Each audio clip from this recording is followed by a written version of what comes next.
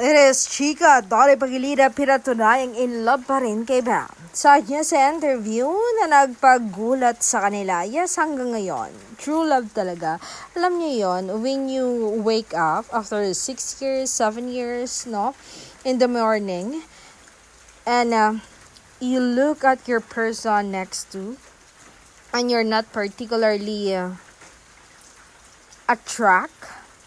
the attraction is gone, but you would never ever consider leaving this person.